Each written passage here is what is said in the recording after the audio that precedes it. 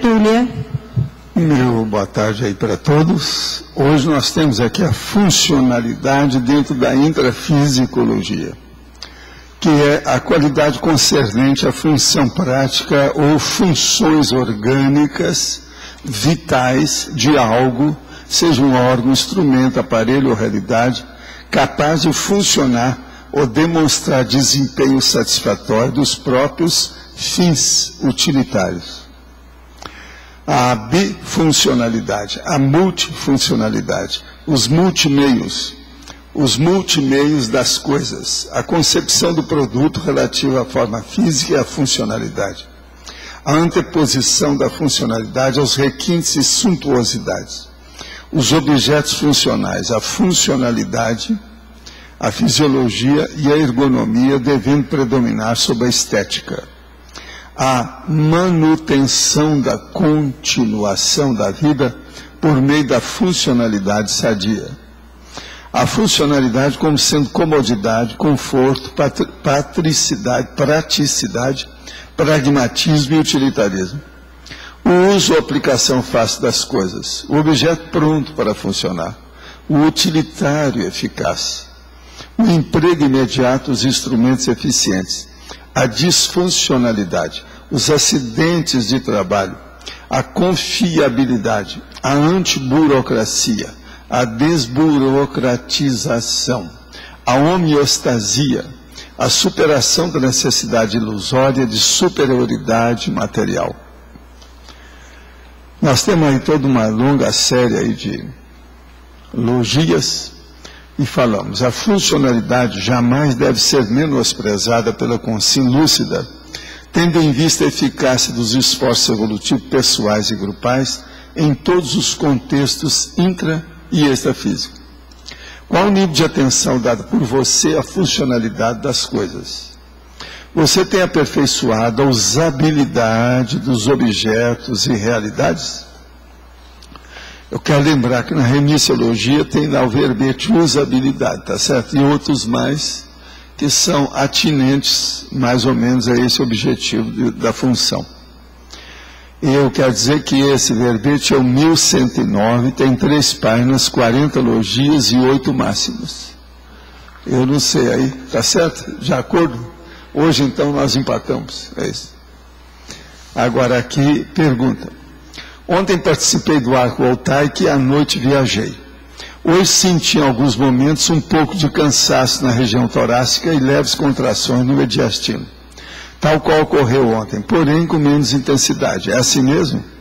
Tem que resolver várias coisas por aqui, mas achei por bem não sair hoje e resolvê-las amanhã.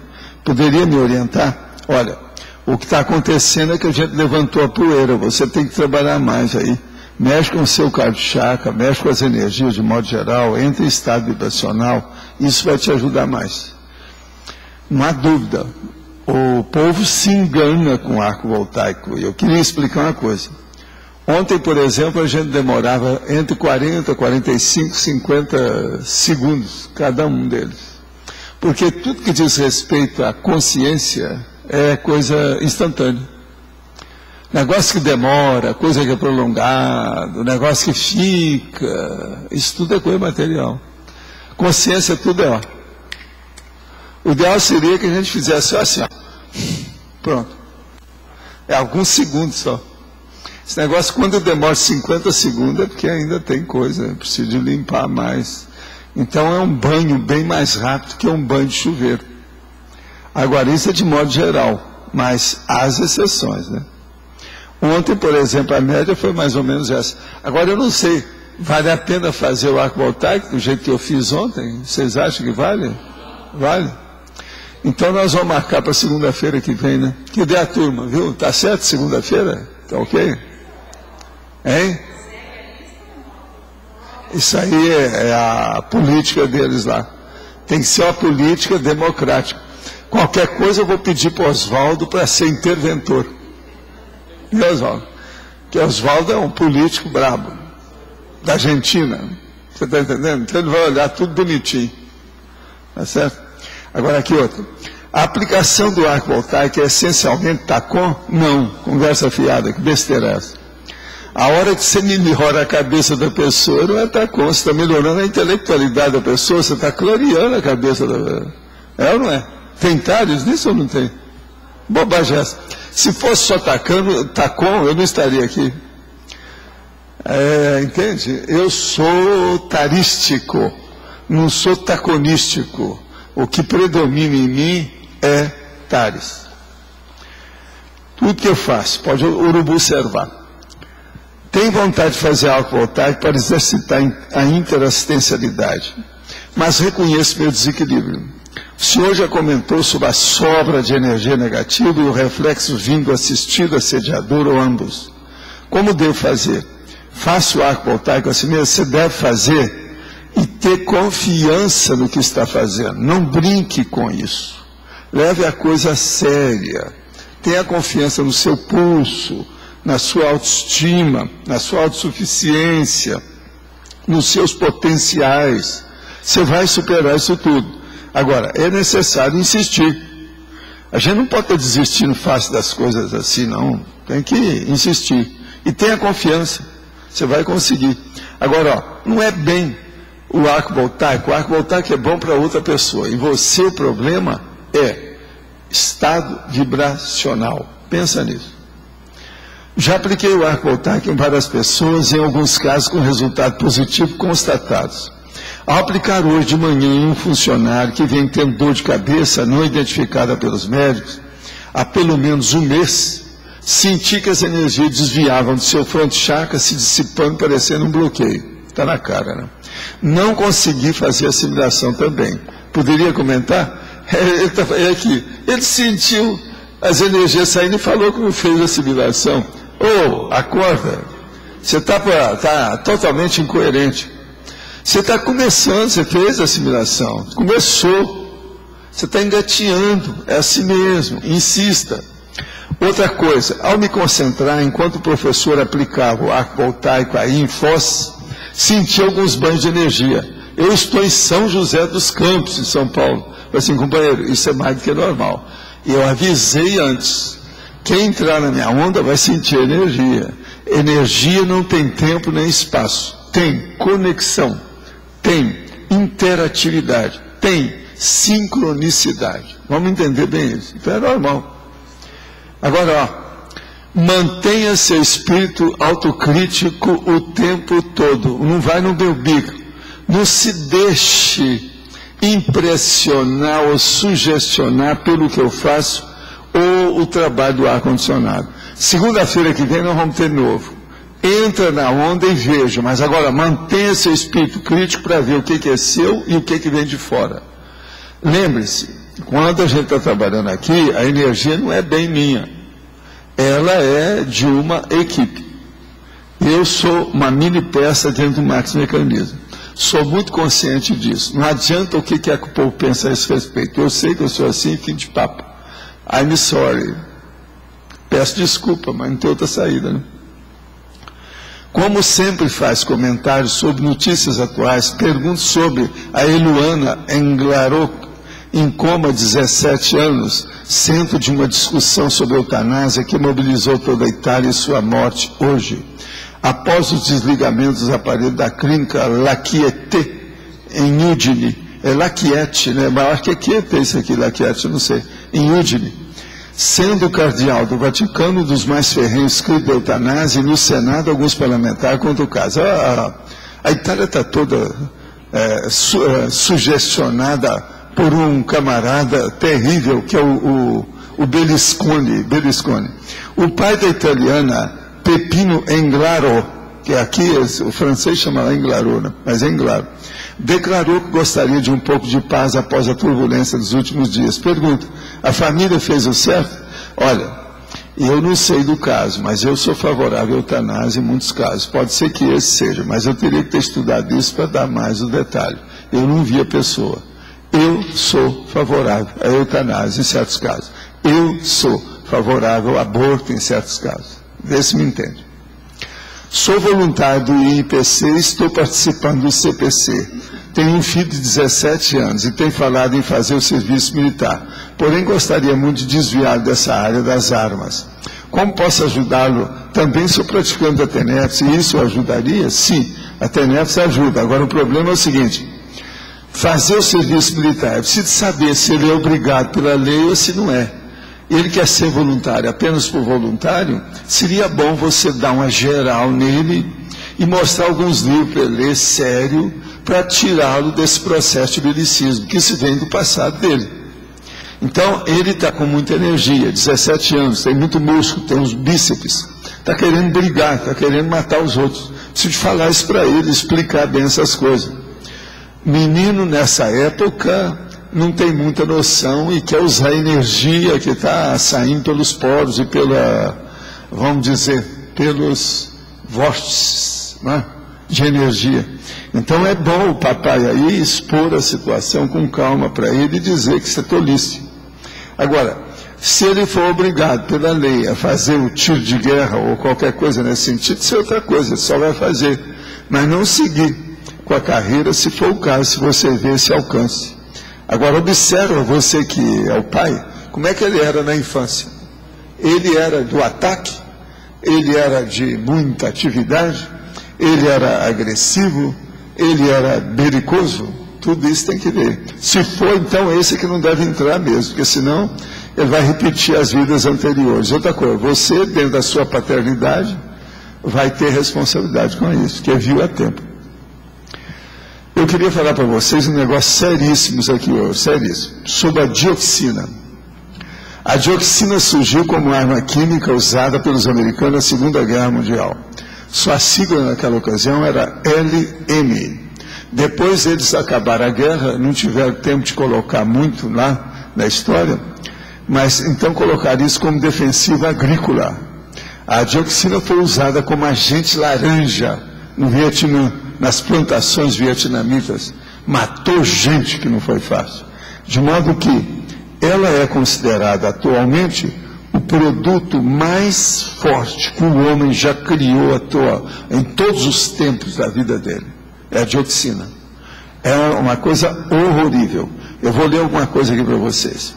Ela cria graves agressões à sua saúde, devido aos produtos contaminados, por alguma omissão burocrática. Há muitas fontes de contaminações.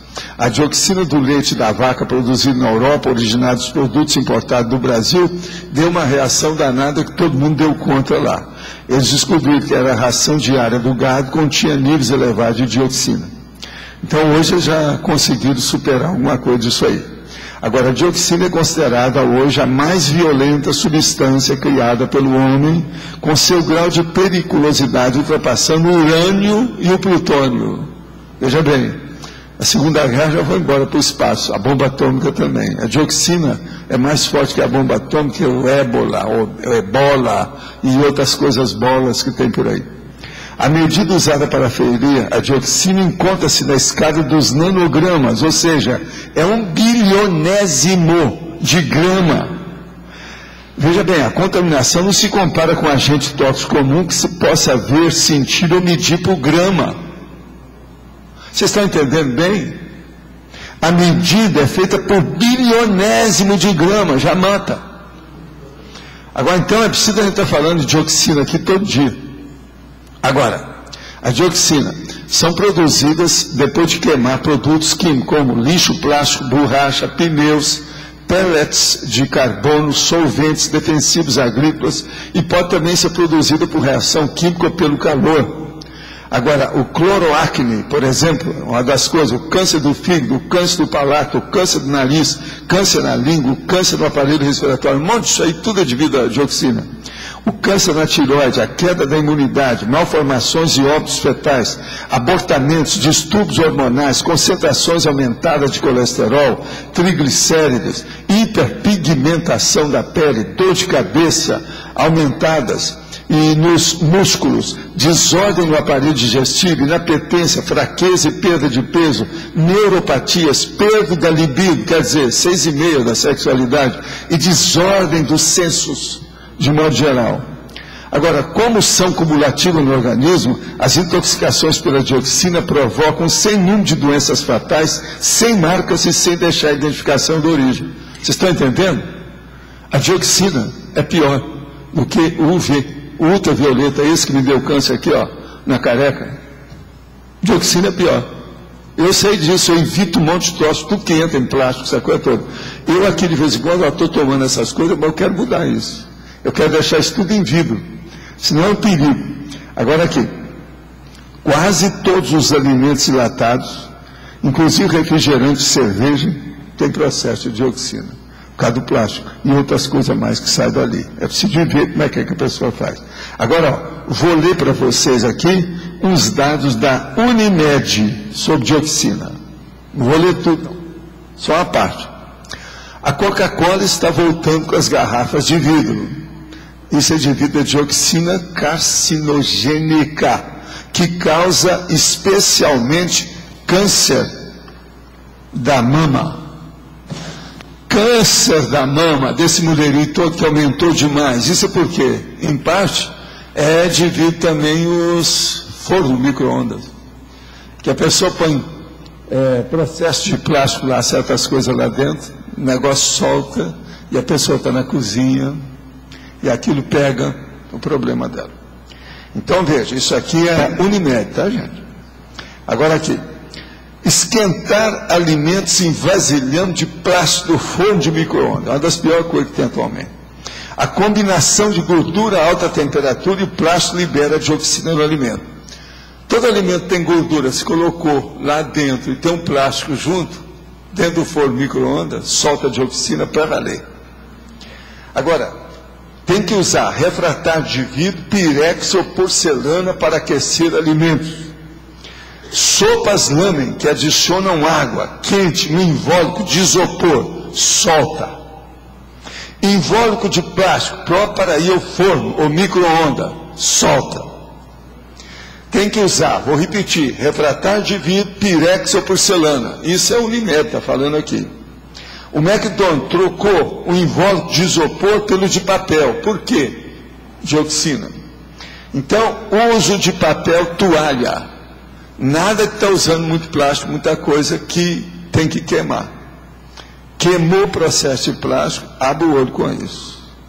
Eu acho que de vez em quando eu devia te falar isso aqui, sobre dioxina. Nota que o negócio não é fácil. Vocês entenderam, né, o que eu quis dizer com isso? Pode falar. Sobre ontem, quando o senhor assimilava, o senhor sentia no seu corpo aquilo que estava sendo trabalhado na pessoa? A gente sente quase sempre, depois que você fica mais veterano, você sente dentro dos órgãos e sistemas correspondentes àquilo da pessoa. Seja ela homem, mulher, menino, bicho, árvore, eu sinto tudo. Mas é o diagnóstico, o senhor consegue verificar o que... O diagnóstico para mim, mas nem sempre eu posso falar, porque isso precisa estudar mais, porque ali foram apenas alguns segundos. Tem coisa que você tem que estudar mais para saber a origem. Qual a etiologia, qual a causa real. Agora, eu falo aquilo que eu posso pescar em alguns segundos. Está vendo? Agora, ó, o que eu falo geralmente é aquilo que eu senti. Para mim é batatófilo. É exato. Você está entendendo? Tem mais. E outra coisa, o senhor tinha fazer algumas expressões no rosto. Aquilo era um hemoglobina? Porque eu mexo com o processo para fazer a coisa rápida. Quando você vai mexer a coisa rápida, eu coloco todos os cachorros, abro o canil. Coloco todos os cachorros fora do canil. Eu assulo os cachorros. Tudo que eu posso, eu ponho. É para matar ou morrer. Entendeu, não? Mas o senhor faz força com o corpo, então. Mas tudo mexe com a bola. Você está pensando que a minha energia está onde? No seu olhar? Ela está em mim. Ela passa por mim. É o meu corpo. O que você quer? Tá, quando eu dessomar, vai ser pelo psicossoma. E olha lá. Não, o que eu digo é assim, ó, que eu sempre eu tenho dificuldade de mexer energia e não mexer, fazer força com o corpo, entende? Pois então, mas isso faz parte. Agora, veja bem, eu não preciso. Olha aqui, ó.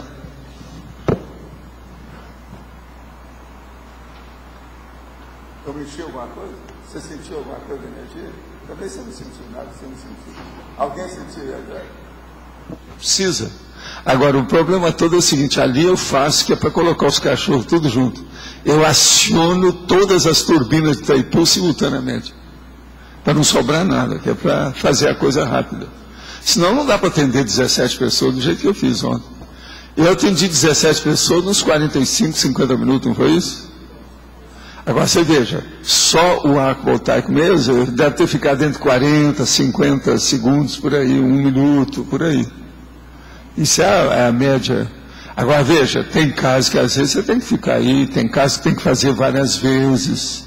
Você está entendendo? Isso depende. Ontem, por exemplo, não tinha caso nenhum mais brabo, assim, sério. É aquilo que eu falei, a maioria de vocês aqui estão mais ou menos encaminhados. Tem muita gente bronca, jejuna, noviça, calouro, que está engatinhando. Isso é normal. Entende? Agora, é necessário cada um trabalhar com isso, né? Não tem jeito. Agora, veja bem, o arco voltaico, com o tempo, a própria pessoa é que vai. Por isso que tem o princípio da descrença. Não deve ir no bico de nada que eu faço, nada que eu falo. A pessoa tem que fazer por ela e ver o que está. Se ela achar que está diferente, ela vem, vamos debater. Vamos discutir. Entendeu? Mas com o tempo, o arco voltaico, todo mundo vai ver que funciona. Só insistir. Página 31 é paradoxologia.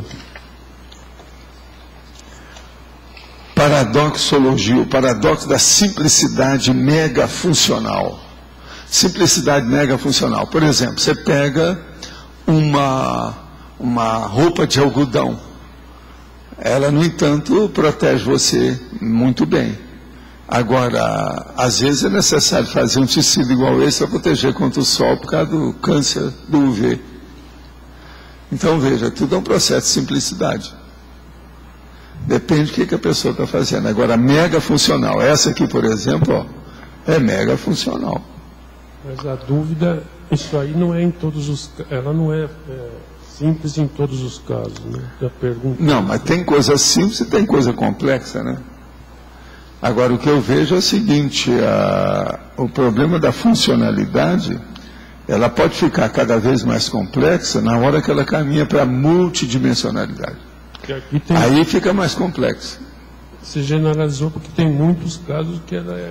Por exemplo, para uma pessoa ter um fenômeno correto e ela ter a captação desse fenômeno e de todo o conteúdo dele, de um fenômeno parapsíquico, é necessário que ela tenha predisposição, que o organismo dela esteja mais ou menos adequado, que ela não tenha muito bloqueio de energia, que não haja assédio naquela hora, que o processo de autodesassédio dela deve ser forte.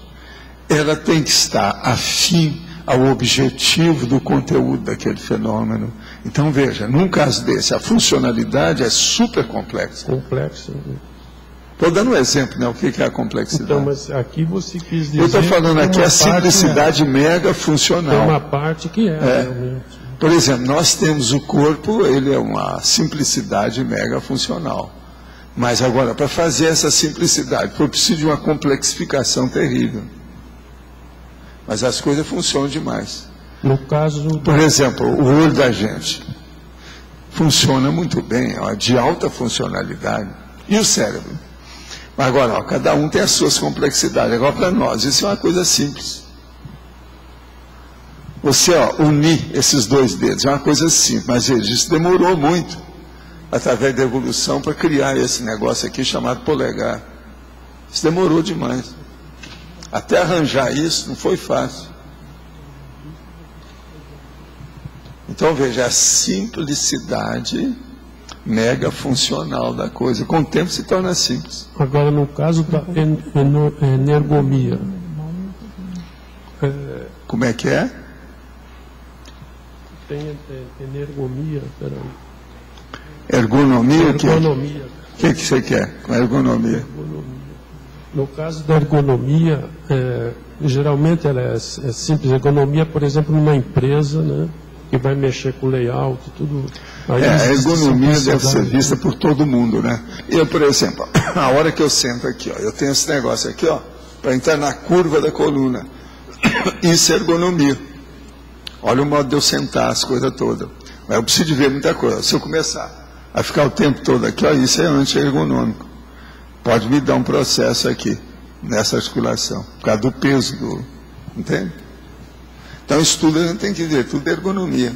Então, mas a ergonomia no caso existe muito empresa no layout lá Sim. Isso aí, se isso poderia ser complexo, simples também pode ser complexo. Pode ser complexo. Tudo que começa a estudar demais se torna complexo, né, com o tempo, não tem jeito. Agora, o que é bom é o seguinte: uma pessoa hoje pega um celular comum, aquilo já está de uma simplicidade simplesmente impressionante em relação àqueles telefones antigos, de manivela. Ei, você está ouvindo aí? Como é que tá? Chegou aí? Não está vindo. Aquilo era horrível. Telefone de manivela, vocês chegaram a ver isso, nos filmes antigos já mostra isso aí. Eu peguei isso de garoto. Agora, hoje não, você pega um negocinho desse tamanho e começa a falar tudo aí e tal. Xingar garoto, outra pessoa e tal. Quando garoto era... O xingatório hoje está muito mais fácil do que era antigamente. Mas a outra dúvida aqui também é na politicologia, porque foi colocada a questão do feudalismo e medievalismo, o que se quis dizer? Onde é que está isso aí? Politicologia na página... Politicologia. O feudalismo, o medievalismo. O problema todo é o seguinte: o feudalismo, hoje, tem gente que está voltando para o feudalismo e para o medievalismo. Eles não têm funcionalidade nenhuma, estão tudo doentes. É uma regressão, é o regressismo que eu quero mostrar, não é funcionalidade. Agora veja, toda essa funcionalidade moderna, o povo vai voltar para isso? Onde é que fica a democracia nisso? A dúvida era se botou como falta de funcionalidade, está certo? Não, eu botei aí para a pessoa lembrar, olha, até o feudalismo está voltando, o medievalismo, está cheio de gente aí criando, já tem equipes mexendo com isso, em grupos. É loucura, né? Agora veja, não há funcionalidade no feudalismo, nem no medievalismo. Não, nenhuma, é por isso É por isso. Agora é a vida, né? Agora, ó, a biofilia é uma coisa funcional. A pessoa gostar da biologia e seguir aquilo que a biologia manda, seguir as prescrições biológicas do corpo humano, isso aí é funcional. Graças. Professor, sim. Na hora que vai aplicar o arco voltaico, qual é o estado mental adequado? O estado mental é ajudar a pessoa, né? E outra coisa, você está sintonizado com o megafoco. O que você está fazendo? Saber tudo que você faz. Agora, para isso, fazer a convergência de todos os seus potenciais para ajudar ali. Por exemplo, suas mãos devem estar limpas. Eu lavei minha mão antes de vir para cá, para mexer nessas coisas todas, porque eu tinha pego em dinheiro antes. Lavei tudo, para chegar perto. Agora, isso tudo é importante. Tudo é um processo de ergonomia, né? O arco voltaico é uma coisa super ergonômica, ele exige isso. A para-ergonomia, tudo tem que ser certinho. O entrosamento tem que ser correto entre a emissão e a recepção. Mas assim, no momento, o quanto de sintonia a gente deve ter com o amparador da pessoa, o nosso amparador, quanto que aquilo vai ocupar a nossa mente, ou então a gente faz uma tábula rasa para sentir o que... Não entendi isso aí que você falou. Assim, Você quer saber o seguinte, quanto que é que tem do amparador, ou quanto que ele te ajuda na questão do arco voltaico? Quanto a gente deve fazer uma tábula rasa para sentir o que... Não, você deve fazer tábula rasa sempre que você for mexer com energia, seja com gente ou sem gente, seja com consciência ou sem consciência. Sempre você deve fazer isso para ver o que acontece no ambiente, para você perceber, sintonizar o ambiente, apalpar o ambiente. Sempre faça isso. Isso é que chama a assimilação básica de energia. Entende? Sempre é bom. É por aí. Agora, gente, aqui outra pergunta. No processo de separação, passei pela situação onde a mãe da minha ex-esposa incentivou e influenciou-a a sugar o máximo possível do pouco que eu já tenho. Agora, com a reconciliação, penso em me precaver colocando minhas poupanças na conta de terceiros. E quando trocar minha moto num carro, vou colocar no nome do meu pai. O senhor acha essa atitude anticosmoética? Olha, tu é que sabes, ó cachopo, estuda bem a situação. Vê como é que é isso. Você fez uma reconciliação, você não está confiando na pessoa, que reconciliação besta é essa, não? Na minha terra, não sei. Mas não é besta essa aí, não? É? Não é que é?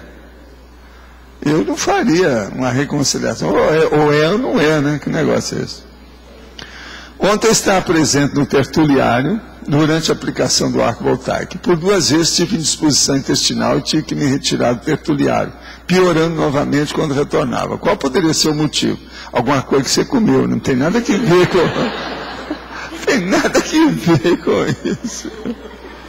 Te vira, o problema é esse. Olha, vê se coma bonitinho, que segunda-feira tem mais. Vamos ver, se te der dor de barriga de novo, aí é preciso a gente começar a pensar em alguma outra etiologia. Notei que o arco voltaico possibilita o diagnóstico de bloqueios na cabeça do assistido e suba para a profilaxia. Sim, esse é um dos motivos, uma das razões. No caso do autodiagnóstico, uma possível bloqueio na cabeça, entendo ser o EV e a reciclagem pensênica ser o instrumento mais eficiente de profilaxia. Está certo. Poderia aprofundar um pouco mais a questão do autodiagnóstico e autodesbloqueio? Olha, isso aí, autodiagnóstico e autodesbloqueio se dá pelo exercício das energias, principalmente a partir do estado vibracional. Procura trabalhar mais com isso. Por exemplo, se você pratica TENEPS, leva a TENEPS a sério, que isso tudo aí você vai desenvolver muito o problema de parapsiquismo e mais rapidamente. Mas é por aí. Agora, o autodesbloqueio a gente mantém pela exteriorização de energia. Isso é estado vibracional. Começa a fazer a mobilização básica de energia sempre que for preciso. Faça isso por todo lado, que você vai se manter desbloqueado, sem nenhum bloqueio negativo nos 2 hemisférios cerebrais. Professor Valdo, aqui no ar. Esse exemplo da pergunta anterior a essa que o senhor colocou tem a ver um pouco com a confiabilidade que está na fatuística, segunda linha de baixo para cima? Seria na página 30, desculpa. Página 30, fatuística, segunda linha de baixo para cima. Confiabilidade. Sim, a confiabilidade. O que você quer? Porque, o que você quer que faça? Porque eu queria fazer uma relação com a pergunta da pessoa que colocou a situação da reconciliação, mas continua sem confiar. Pois é, a pessoa não tem confiabilidade. Como é que é? Ela vai arranjar um adulto evolutivo sem confiar na pessoa? Não dá. Eu achei interessante. Isso no início não dá certo. Agora vamos supor, a pessoa faz isso, faz uma dupla evolutiva e tal. Com o passar do tempo, uma pessoa, por exemplo, pode começar a passar mal, ficar doente. Ela aí se torna não confiável. Mas para começar uma dupla evolutiva tem que ter confiança um no outro, senão não vai. Como é que é? Basta as doenças, os acidentes, os traumas que pode criar isso aí para acabar a confiança na pessoa. A idade. Sim. Uma pessoa fica gaga. Vai chegar um ponto que você não pode confiar nela. Ela pode chegar num ponto que... Entendeu? Sim. Isso é outra coisa. Agora, para começar uma vida junto, tem que ter confiança um no outro, senão que besteira é essa? Agora, uma outra coisa que eu gostaria de entender também é na última linha da fatuística, a superação da necessidade ilusória de superioridade material. Isso aí é o problema do orgulho e da vaidade das pessoas, que elas pensam que são as maiores do mundo. Então a mulher acha que é a rainha do cosmos, o homem acha que é o rei do cosmos. Isso tudo é bobagem. Nós todos temos sempre consciências mais evoluídas, de maior competência, melhor desempenho, com muito mais potenciais do que a gente. Então é bobagem a gente querer, entende, se jactar, se vangloriar disso ou daquilo, aumentar essas coisas. Isso é tolice. Contar papo, como o povo fala. Isso é besteira. Então o problema todo é isso aqui, a superação da necessidade ilusória. Nós não precisamos disso, da superioridade material. Agora, a superioridade material, ela pode ser por vício, pode ser por dinheiro, pode ser um processo de prestígio social, pode ser pelo poder da pessoa mandar em certas áreas, etc., da vida social. Isso tudo é tolice. Não é por aí. Isso se chama poder temporal. Tudo isso some, tudo isso desaparece. A gente nasceu pelado e vai morrer pelado. vai desativar o corpo também pelado. Quer dizer, não vai levar nada com a gente. O processo tudo é interno, é dentro da consciência. De modo que a parte material, superioridade sobre isso, é besteira. E uma coisa que me chamou a atenção, quando não tem discernimento para entender o que é funcional ou não, acaba se transformando em bagulho energético? Não, independe do que a pessoa está fazendo. Agora, na dúvida, ela deve se abster. Ela tem que ver o que ela está fazendo. Agora, bagulho energético é uma coisa que a pessoa tem que ver, o que ela põe de energia naquilo, qual a intenção que está ali. Uma pessoa pode pegar um objeto lindérrimo, por exemplo, até uma joia muito bonita, que foi muito bem feita, etc., tudo puro, e ela começa a pensar só negativo para fazer aquela joia, por exemplo, para seduzir alguém, ou qualquer coisa nesse sentido. Daí a pouco aquela joia se transforma num bagulho energético. As energias ficam cada vez mais negativas, e ela retém aquilo. Aquilo faz mal. Entende? Até joia pode acontecer isso. Outra pergunta aqui. Assistindo ontem à assistência com arco voltaico, percebi que tudo estava diferente enquanto assistia a tertúlia. Eu estava leve, tranquilo e tudo fluía muito bem, sentia as energias do campo que foi montado pelos amparadores. Mas quando terminou a tertúlia, senti um sono profundo, deitei-me e dormi profundamente. Quando acordei, percebi que estava com pensamentos muito bons e algumas ideias. E vinha pensamentos muito bons a respeito de tudo. Percebo que doei energia e fui muito bem assistida. Pode fazer algum comentário a respeito? A interação à distância possível a nível assistencial? É a mesma pergunta anterior. É sim. A energia não tem tempo nem espaço. A gente pode mandar daqui até Marte. E a consciência vai sentir em Marte lá o negócio. Isso não tem nada. Agora, outra coisa. Isso é assistência. Agora, mostra uma coisa no caso. Que aí, nisso aí, tudo que você mostrou, que você não está em forma com essas coisas. Esse negócio que aconteceu, te deram uma assistência muito séria. Vamos ver se de outra vez você participar, se você vai estar em forma para não precisar disso aí depois. Essa pós, né? Um trabalho de convalescência. Outra coisa, na era moderna, a urbanização acelerada e mal organizada produziu cidades grandiosas, porém extremamente disfuncionais em vários aspectos. Houve ainda um mito da Megalópolis como cidade mais evoluída, mas a qualidade de vida geral é pior, com mais poluição, violência, problemas de trânsito. Gostaria que comentasse o aperfeiçoamento funcional no contexto das urbanizações intrafísicas que tanto necessitamos. Olha, a minha conclusão, há muitos anos que eu estudo o processo de urbanização e reurbanização. Então a minha conclusão, que eu já cheguei há muito tempo, e é por isso que nós viemos para a Foz, é que o melhor que tem hoje na vida moderna é uma cidade média. A cidade pequena tem muitas carências. A cidade grande tem muitas poluições. Então o negócio é ficar na cidade média. Agora lembrando que a cidade média, ela tem as poluições da megalópolis e tem as carências da cidade pequena. Então a gente tem que saber. Agora, eu escolhi Foz porque aqui ainda tem uma coisa ainda mais braba, que é uma cidade de fronteira. Uma cidade de fronteira, ela tem mais problema ainda do que outras. Agora, nós estamos aqui também, porque aqui tem muita energia e tem 79 etnias, o povo que mora aqui. Então, isso já é, toda a população da Terra está representada aqui. É muita gente, uma boa parte dessa população. Então, para nós, isso é muito importante. Nós estamos no front da batalha, dentro de uma cidade que tem 313 mil habitantes. Isso é fora de série. Por quê? Você não tem problema de trânsito, aqui é verde demais.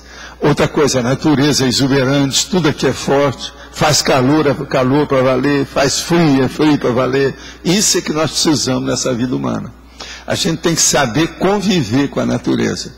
E a natureza não pode ser fresca, com frescurite. Tem que ser uma natureza natural. Quer dizer, coisa para valer.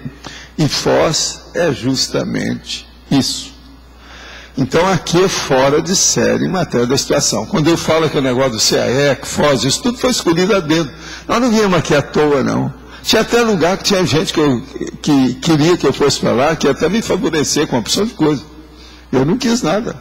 Nós viemos para cá sem ninguém favorecer nada. Apenas fomos bem acolhidos pelos iguaçuenses. Isso é que eu sempre agradeci. Fazem 14 anos que nós estamos aqui.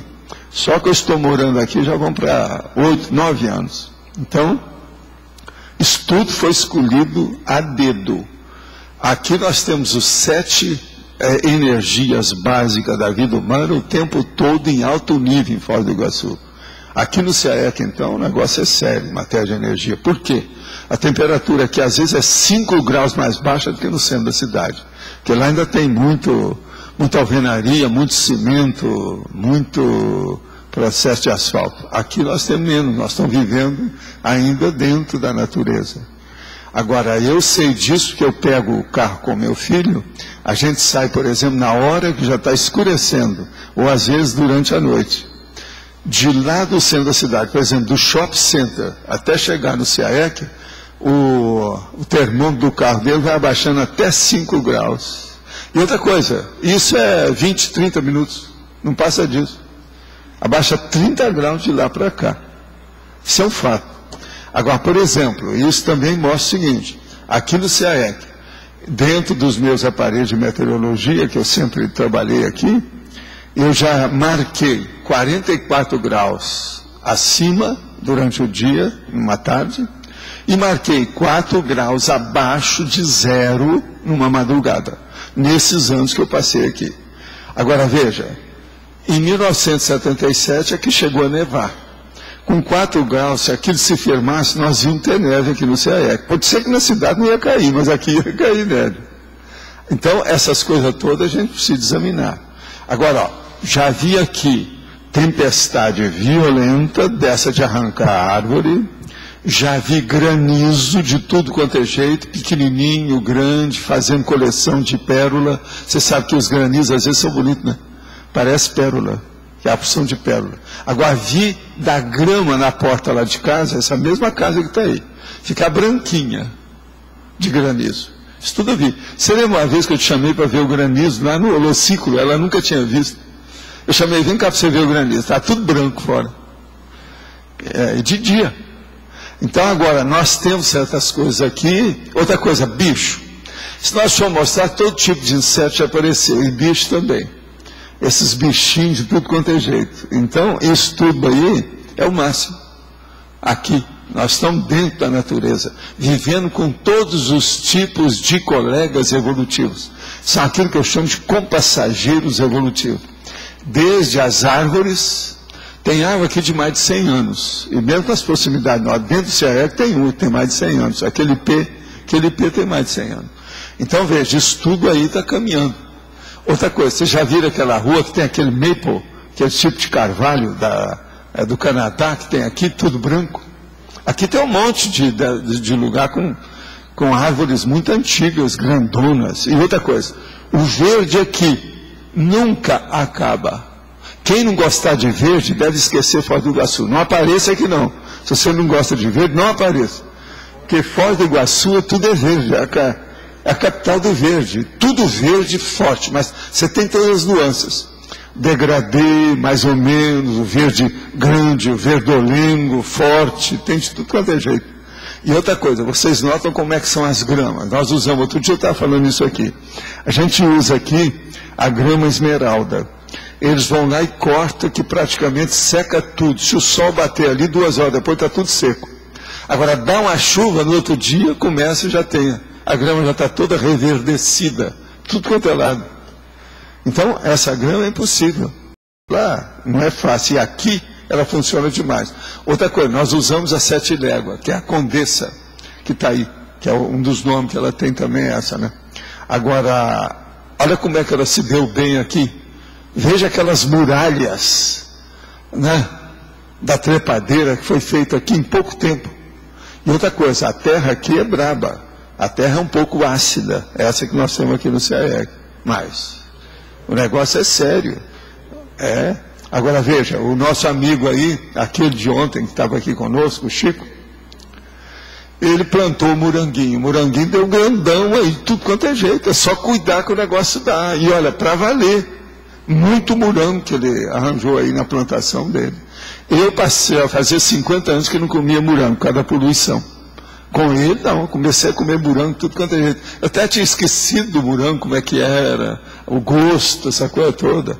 E às vezes tem morango que ele planta aí, docinho mesmo. Impressionante a fruta. De modo que isso é o problema da gente escolher o lugar que a gente vive.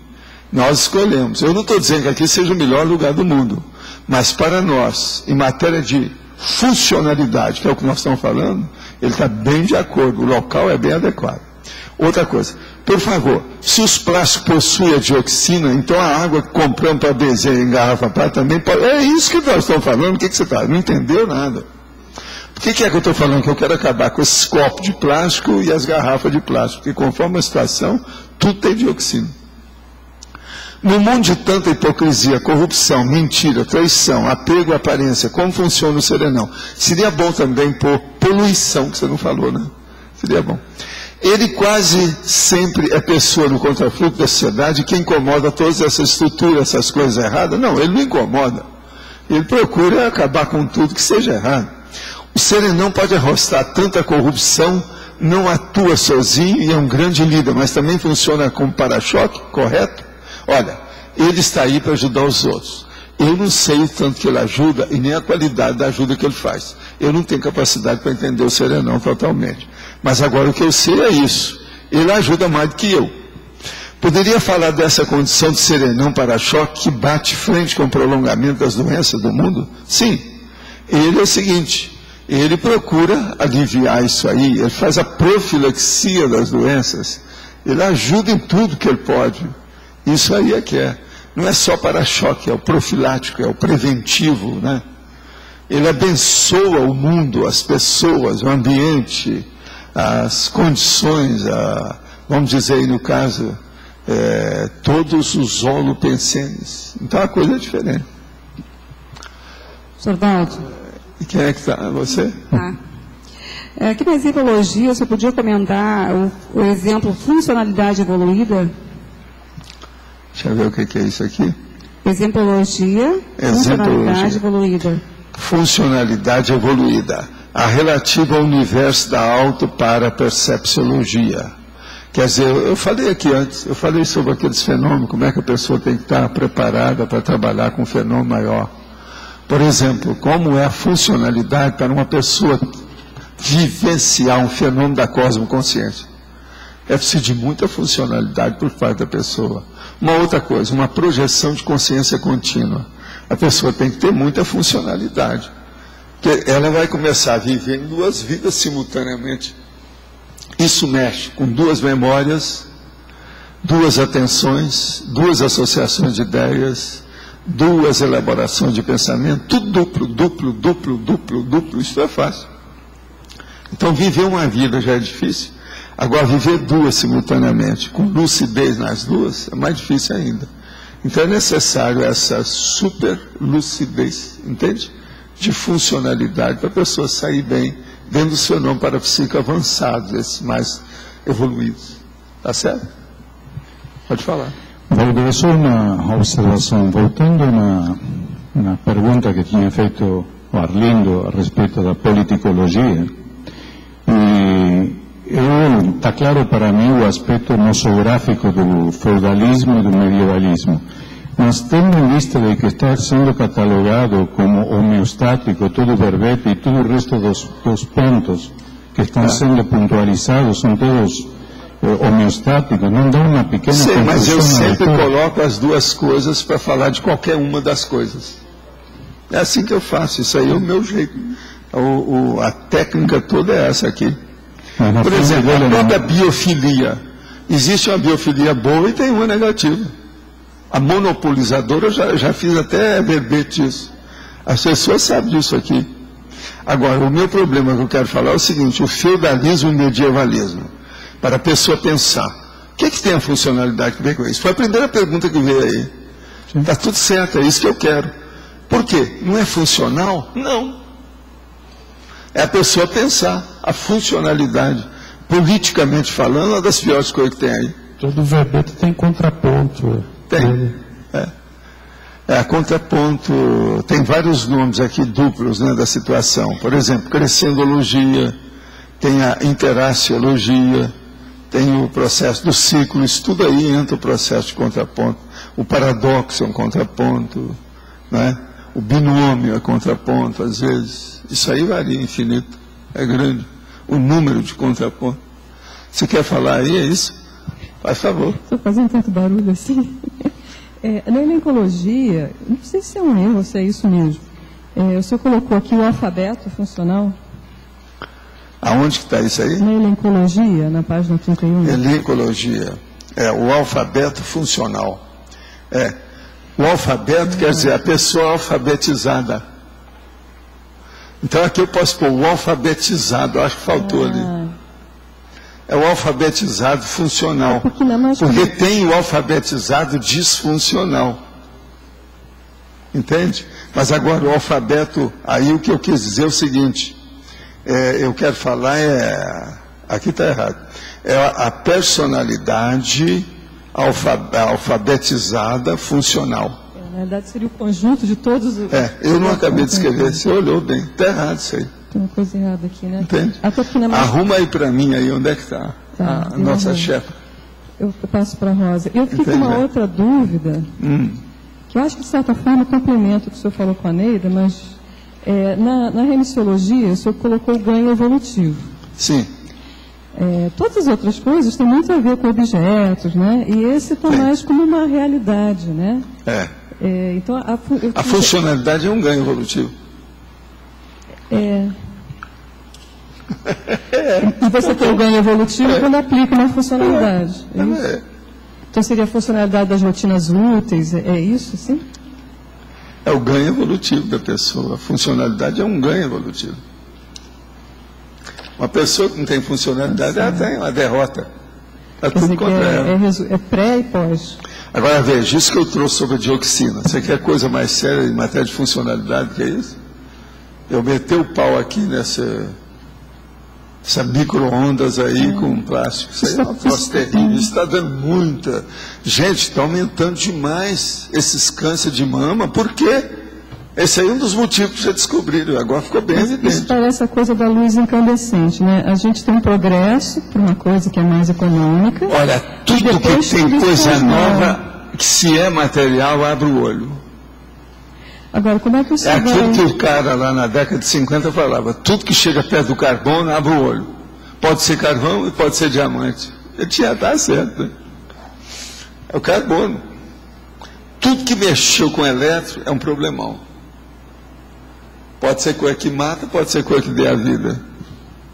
Nós somos muito complexos. Agora, o que eu vejo é o seguinte, essas coisas devido à poluição, nesse século, eu acho que nós ainda vamos ter uma espécie assim de código rigorosíssimo de coisas. A tecnologia vai passar por uma, como é que chama? Saia justa, violentíssima. Isso, vocês podem marcar o que eu estou falando, vocês ainda vão ver aí, os jovens vão ver isso. Isso não pode continuar assim. O processo da poluição da Terra, que a gente fala lixeira planetária, isso não é nada. O problema é que está acabando com a vida das pessoas. Mas como está nascendo muita gente, isso está tapeando. E outra coisa, é o que está falando ali, aquilo que eu falo, o processo mediato. As mortes mediatas. Isso tudo o povo vai começar a ver, não é possível. O negócio, como diz o francesismo, o galicismo, salta aos olhos, está na cara. É só olhar. Agora, esse caso da dioxina, a Unimed já entrou nisso. Eles não são bestas, eles têm que começar a se defender. Por isso que é bom esses seguros, isso é ótimo. Quem mexe com eles fica fazendo besteira, faz o remédio aí. Então veja, é a própria turma da área da saúde que tem que brigar uns com os outros para resolver os problemas. Em favor da humanidade. É o jeito. É que os efeitos são de médio prazo, né? Então, a tecnologia não, a é longo testada... prazo, a maioria, é o que é ali, ó. Está falando bem do jeito que eu falei. São os efeitos imediatos. Só que tem que eles não usaram essa palavra aqui. Mas o negócio é que dá com o tempo. Demora muito, é mais tarde. Aquilo a pessoa já está pensando em outras coisas, não tem nada a ver com aquilo. A turma está escrevendo, isso tudo tem aí, os dados de ciência, todas estão falando. Então são os efeitos, eu estou usando essa expressão, mas são os efeitos mediatos. Nós precisamos falar isso todo dia para o povo aprender. Ninguém vê isso. Na hora que vai dar lá a causa-morte, lá do atestado de óbito, é outra coisa muito diferente, ninguém levou aquilo. Mas o efeito acumulativo daquilo é que é o problema. Então você veja bem, você tem micro-ondas na sua casa? Olha bem, quanto que você já acumulou de dioxina? Agora lembre, a dioxina, olha o tamanhozinho dela. Como é que fica? Isso não é fácil, não. Gente, ninguém está brincando com isso. Contra fato, nós não vamos brigar. Isso tudo são fatos. O negócio está aí. Isso aí é aquele negócio de São Paulo. Há muitos anos em São Paulo, isso faz uns 20 anos. Eu comecei a falar do negócio da poluição. Depois eu vi que tinha gente que estava ficando desesperada. A hora que nós começamos a colocar o quadro certo, eu levei, inclusive, especialista para falar em certas coisas. Agora, vinham umas 200 pessoas lá, naqueles meus debates de domingo. Agora, o que se passa? No terceiro que eu fiz, eu desisti de fazer. Falei assim, São Paulo não está preparado para isso. Vai dar um pânico. O povo não está acostumado. Agora, isso faz 20 anos. Em compensação, eu falei, eu abençoo vocês, vou deixar de vir aqui. Comecei a deixar até cortar tudo. Nunca mais apareci lá. Agora, o problema todo foi esse. Eu lembro que uma das pessoas que eu levei lá foi o marido de uma moça que era muito minha amiga, que ela tinha efeito físico. A gente fazia trabalho de efeito físico, ela trabalhou comigo, tudo. Foi junto com ela que nós juntamos e o EM apareceu a face dele, sabe, um metal, uma placa de metal, apareceu a cara dele. O Wagner viu, tudo isso viu. Nós juntamos todo mundo para fazer o negócio, para mostrar o EM como é que ele era. E ele apareceu tudo, com a cara dele, a cabeça tudo esquisita e tal. Agora, o que se passa? O marido dela era especialista em certas coisas que ele estava olhando em matéria bioquímica. Então eu falei com ela, você vem e vai falar tudo que você achar. Ali eu tive que parar depois, não dava. Você trazia um especialista para mostrar a realidade, o povo assustou. Tinha gente que estava quase chorando lá dentro. Como é que eu vou fazer com a minha vida? Eu disse, isso é São Paulo, eu deixo isso aí para vocês então, vocês veem o que vocês fazem. Agora, naquela ocasião, estava matando só velhos. Agora, ultimamente, eles começaram a ver que já está matando os recém-nascidos, gente pequena, tudo por causa do processo da poluição em geral. Agora, a poluição lá de São Paulo não é só de carro, não. Porque aquilo lá é um embrólio, né? Uma mistura, né? É um lixão. Então, mata muito mais do que a gente pensa. E as pessoas, elas morrem a varejo também, tem isso. São suicídio lento, como eu falava. Porque ela começa a perder, por exemplo, os atributos mentais, a memória fica ruim. Isso então começa mais com a pessoa de idade. Agora depois vai piorando. Agora depois, ultimamente, depois que eu deixei de ir lá, já estava pegando as pessoas, os jovens. A poluição já estava pegando recém-nascido, uma opção de coisa. E vocês sabem agora que a cardiologia já está pedindo para os meninos já ver pressão alta, essa coisa toda, porque o negócio está piorando tudo. Vocês acham que isso está piorando por quê? Tudo é poluição. Poluição alimentícia, poluição do ambiente, atmosférica, milhão de coisas. É poluição dos aparelhos, dioxina, é isso. Isso tudo altera. Então o que eu vejo é o seguinte, nós não podemos ficar calados com isso, né? Eu que estou falando aí para tantas pessoas, eu preciso de vez em quando falar isso aqui, é a prestação de serviço, porque senão não adianta nada. Se eu também não defender vocês, se vocês permanecerem vivos, não adianta nada o que eu estou fazendo, todo mundo vai morrer mesmo junto comigo, então não adianta. Vamos preparar para outra, ou arranjar uma outra terra, porque essa aqui já não está dando mais. Tá certo? Ô, Valdo. Sim. Aqui. Não fora desse assunto, mas eu queria saber o seguinte. Você acha que uma linha filosófica, por exemplo, ela pode ser implantada aqui na Terra, no planeta, com inspiração de mega assediador, por exemplo? Não, isso tem uma porção, né? Tipo, ceticismo radical, tem uma porção, mas não é isso, não é bem linha filosófica. Quase sempre aí vai pelo lado do negativo e pega na emoção do povo. Quase sempre apela para a seita, religião, etc. Tal. Você tem que lembrar que na antiguidade havia os cainitas, que eles adoravam Caim e não Abel. Caim foi o cara que matou o irmão. Então eles eram fratricidas. Você entendeu ou não? Outra coisa, você já viu falar no satanismo? Eles adoram Satã. É o satanismo, isso é recente. Cainitas é da antiguidade, satanismo é recente. E por aí vai, tem um monte. Tudo é filosofia. Mas mesmo na área da ciência, tipo o materialismo, por exemplo. O materialismo, pois é, também, né? Mas é que o materialismo é assim um pouco já, vamos dizer, desmoralizado. Sim. Mas tudo isso é possível, sim. Essa coisa acontece. Não há dúvida. De cosmoética da ciência, pesquisas bélicas, isso aí deve vir da balatrosfera, lógico. Mas agora, a filosofia é o estudo do processo do saber, da sabedoria em si, daquilo que é o correto. A ética, por exemplo, é da filosofia. Agora, você vai ver o seguinte, há pessoas que gostam de contrariar. Seja o que for, já sou contra. Você está entendendo? Então, tudo quanto é processo de doutrina, de ideologia, de processo de ideia, isso acontece de todo tipo, todas as nuances. Isso é normal. Entendi. Entende? Mas isso mais amplo. Isso tem a ver com o egocentrismo também, né? Tem. E não é isso, não é só o egocentrismo, tem que ver com exibicionismo. Há pessoas que não se aguentam, ela precisa de ser vedete, ela precisa de ser estrela, o estrelismo, tem que estar debaixo dos spots, dos holofotes, entendeu? Ela tem que aparecer. Isso é que é exibicionismo. Agora, esse exibicionismo, quando ele atinge uma pessoa que tem uma certa intelectualidade, é dos piores que existem. E a pessoa precisa de mostrar isso.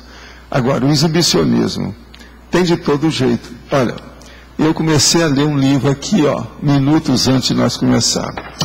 O livro chama Pelo Amor ao Saber, Os Orientalistas e Seus Inimigos. É o Robert Ewing. Esse é um cara que é um inglês fora de série. É uma senhora cultura esse cara aqui. Ele é autor de livros de ficção e de não ficção. Agora, isso aqui, ele começou falando aqui, logo na introdução do livro, ele acaba com Eduardo Said, com o livro Orientalismo. E ele fala que o Eduardo Said morreu em 2003. Ele só publicou esse livro 3 anos depois que ele morreu. E agora está metendo o pau no outro. E ele é muito aberto. Agora, o cara tem uma cultura fantástica. Mas veja, até que ponto que essa intenção dele de só publicar o livro depois, 3 anos depois que o cara morreu, isso não está muito esquisito, não? Para meter o pau na história? Agora, só para você ter uma ideia como é que é esse livro. Conciso, original e acessível. Ewing demonstra uma erudição impressionante. Isso é o The Times, é o suplemento do The Times literário. Agora, realmente, o homem é terrível. Aqui, sensato de rigorosa erudição, severo e espirituoso. Sunday Telegraph. Outro aqui, de Observer. Um gênio, ponderado, respeitoso e detentor de profundo conhecimento. Respeitoso é a vovó. Tem nada disso. O cara logo de cara começou a meter o pau no Said. Ele não está aí para defender. Mas agora, ele ter publicado, deve ter muita gente já deve ter dado conta dele também. Ele ter publicado depois é um pouco de covardia também, seria isso, não? Pelo menos avisar alguma coisa nisso, né? Pelo menos ele falou que o Eduardo Said, entende, morreu em 2003. Agora, tem muita coisa que eu estou falando que está certo. O Eduardo Said publicou Orientalismo, que é um outro livro, mais ou menos do mesmo jeito. E ele não fez correção nas outras edições, tinha erro, eles sabiam disso, mas ele foi deixando. Você está entendendo?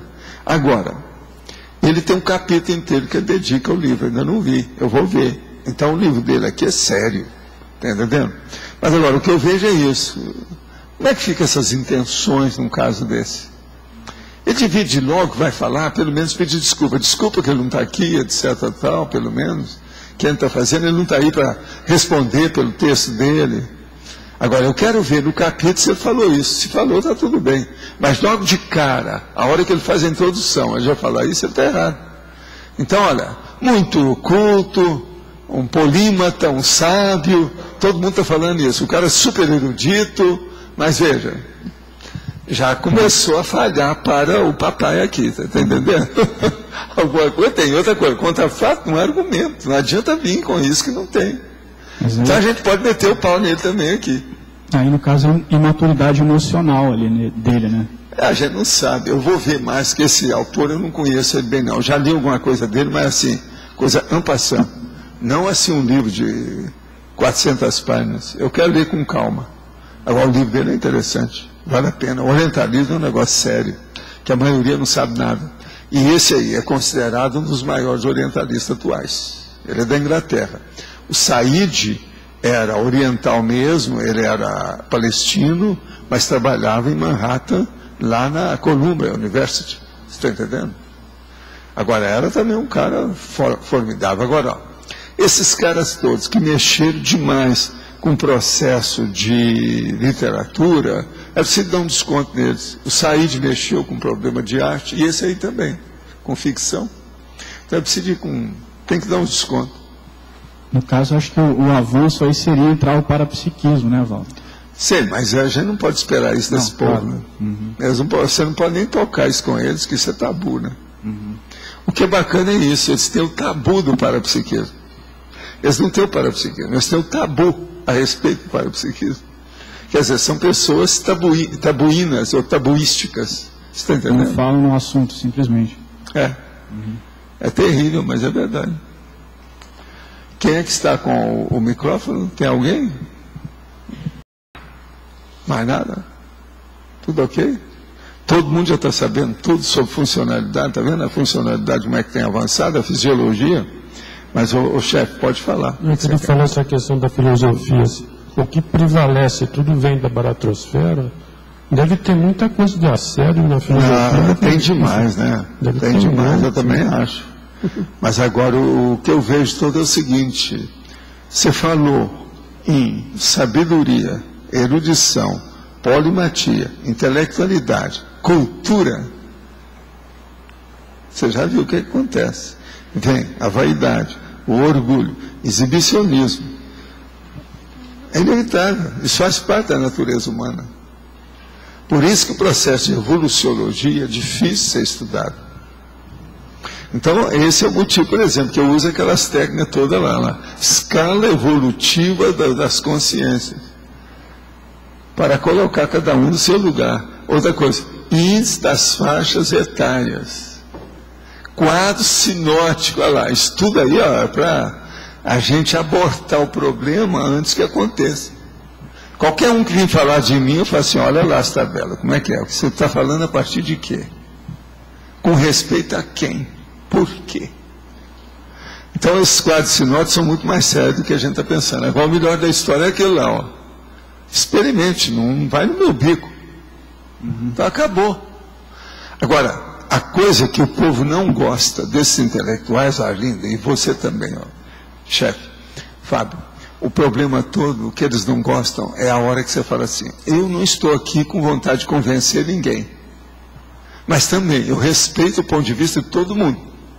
Mas, eu estou aqui para informar. Quem quiser, pega a minha informação. Se não quiser, me esqueça. Eles não admitem isso. Isso aí acaba com tudo, porque você desarma o problema do exibicionismo. E é esse que é o verdadeiro debate. Por isso que eu falo, nós aqui, temos aqui a paracerebrologia, que nós estamos funcionando aqui dentro, com o espremedor de cérebro. A primeira espremeção, ou espremedura, você está entendendo? O primeiro ato de espremer que nós temos aqui no cérebro é justamente esse princípio da descrença colocado no processo de você não fazer a cabeça de ninguém, mas você informar. Você não quer persuadir. Eu quero debater as coisas, das informações, mas eu não quero persuadir ninguém. Quem quiser que pega, pega. Agora, eu tiro partido de todo o debate que eu tenho. Então, essa condição é que é a diferença da intelectualidade. A mental-somatologia que nós falamos, que é o paracorpo do autodiscernimento, é justamente, na prática, é isso que eu estou falando para vocês. E é isso que nós precisamos de ter aqui. Sobre esse aspecto, não tem lugar nenhum que eles debatem que tem isso como um princípio. Aonde quer que tem? Tudo tem que tirar casquinha, tudo a pessoa tem que colocar o dedão dela. A isenção é das coisas mais difíceis que tem. Por isso, uma pessoa me perguntou assim: Valdo, você acha, e eu estava examinando, o problema da coerência, é muito difícil ter a coerência humana. O que causa isso? E fala pelo menos qual é a causa disso. Você, é muito fácil. É o problema da isenção. As pessoas são coerentes porque elas não têm isenção. Eu falei para ele: você vai para casa agora, pega na internet, dicionário, enciclopédia e vai ver. Compara essas duas coisas, isenção com incoerência. Vê que conclusão que você vai chegar. No outro dia, ele me ligou. Falou assim: você tem razão. A isenção é um negócio que precisava de entrar para fazer a coerência. As pessoas não entram, elas não são isentas, então acaba a coerência. Começa, Fábio, presta atenção. Nós somos simples e ignorantes, estamos em evolução. De modo que nós somos imperfeitos. A imperfectibilidade incita. Ela é, vamos dizer, inarredável. Nós não somos ainda serenões. Tem muita coisa para a gente entender. Nós não compreendemos esse universo todo que está em torno de nós. Tem muita coisa para a gente compreender, vivenciar, sentir teatricamente. Então veja, nós temos que ser isentos e coerentes conosco, que nós não sabemos tudo. Na hora que você fica perentório demais, autocrático, totalitarista, dogmático, que fica impondo uma ideia, acabou tudo. Não tem nem coerência nem isenção. Então, com isso, é que eu comprovei lá para o meu amigo. Ele falou: não, você tem razão. Então, se eu for estudar incoerência, a primeira coisa é a falta de isenção. É um dos primeiros níveis que tem. Observa, ver se tem lógica isso para você. Comece a estudar por aí, que a filosofia vira outra coisa. Você tinha falado, antes de você falar de isenção, que eu tinha pensado que todos esses pensadores, a ciência, tudo, filósofo, eles têm o rabo preso com alguma coisa. Todos eles. Outra coisa. Qual a pior coisa que eles têm o rabo preso? Tem uma coisa. Poder. Não. Mas do princípio. Não. Aqui no Ocidente não é igreja católica. Todo mundo fala em Deus para apelar. Porque se ele não falar, eles vão contra ele. É igual político no Brasil. Todo mundo fala que acredita em Deus. Porque se ele falar que é materialista, uma boa parte dos eleitores deixa o cara. Então é muito difícil você chegar e falar assim: esse negócio de Deus é besteira. É muito poucas pessoas que falam isso. E eles têm capacidade de falar. Sim, sim. Entendeu? E todo mundo quer compactuar com a população. Quer dizer, eles não querem ir contra o que esse povão tudo, porque o povão, sabe, vai tudo de manada. E eles agora, querem fazer história é que o para-povão é que é o mais bravo, né? Para-povão. Que é a turma da baratosfera. As consréus é que constitui o para-povão. Então o negócio não é fácil. Até o Swedenborg, que era um caso de polimatia, né? Então ele vendeu o caso do pai dele, que era bispo. Ele apelou. Agora, coitado, ele deve ter sofrido muito durante a vida dele toda. Você está entendendo? Com a secura, a aspereza, a condição inóspita de mexer só com a ciência. E ele era um dos caras mais eruditos mesmo da época, que tinha lido mais, conhecia mais. Então ele se sentia muito isolado, né? Ele não devia de ter diálogo, só tinha monólogo. Então a hora que ele arranjou uma coisa, ele falou assim: agora eu vou entrar num mundo vasto, eu vou ter muita gente. Para mim foi isso que ele pensou. Agora eu acho também, porque a gente esteve trabalhando lá com ele, há um pouco foi por causa da idade dele.